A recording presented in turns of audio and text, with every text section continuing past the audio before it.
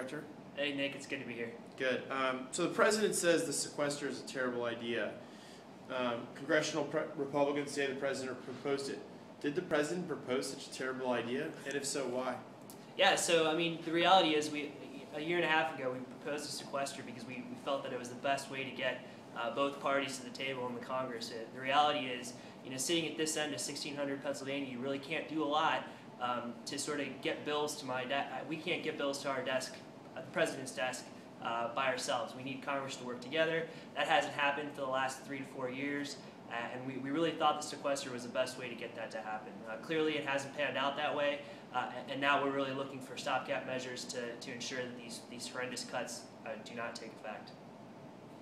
What makes you think that your Republican colleagues will agree to raise taxes now when they have been resisting tax increases for President Obama's entire tenure?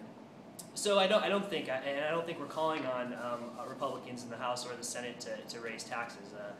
The reality is we've just done that. I think we really met the Democrats, in the middle on a lot of the revenue issues, and now we're really looking for some significant spending cuts to sort of get the fiscal house back in order and to get us back to solvency.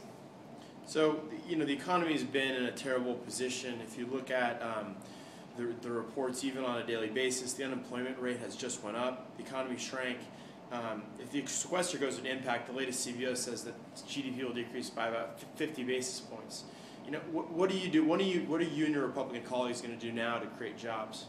Yeah, and so I think we agree with that CBO estimate, and that's one of the reasons that we're looking to get the sequester repealed. The reality is we've had an agenda of job creation for the past 4 years.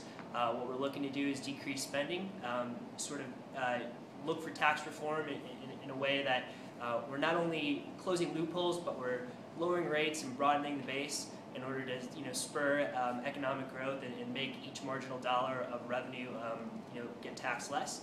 And at the end of the day, I think we're going to continue to pursue those policies. And once again, we are interested in stopping the sequester from taking effect. It's great that you're trying to stop the sequester. So we saw a plan that came out from the Democrats recently to end that sequester.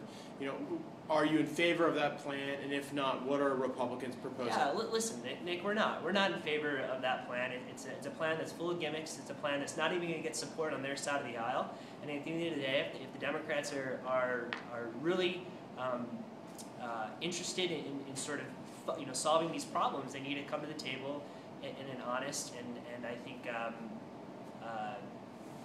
in an honest way and really address the issues that are facing us, which are entitlements and our just massive overspending.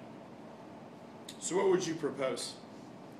So I think what we proposed over and over again is the fact that we're looking to conduct a round of tax reforms in which we're really interested in closing loopholes, broadening the base, and lowering rates on all Americans, while at the same time looking at targeted entitlement cuts, specifically in Medicare, Medicaid, and long-term CPI adjustments to Social Security in order to sort of level out the long-term spending curves that we see out past 2020. Have you ever collected unemployment insurance? And when was the last time you visited a homeless shelter? So I did actually. I collected unemployment insurance when I got out of the military. And the last time I visited a homeless shelter was in high school, and I used to volunteer on Saturdays at homeless shelters in north Chicago, Illinois. So why do you insist that seniors, children, and the poor bear the brunt of deficit reduction?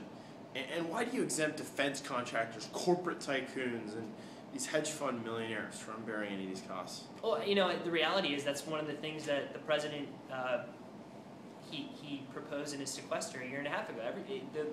The cuts are broad-based. The defense contractors, corporations are going to see less infrastructure spending. That's going to really slow down their growth. And clearly, I think to a lesser extent, seniors and people who are needier are going to see it, because the reality is the sequester doesn't really cut into entitlement spending that much. We're looking for a fair, balanced plan that really affects all Americans the same and attacks revenue by closing loopholes, but also gets to the spending issues that are the core of the problem. All right, thanks for having me. Yeah, thanks.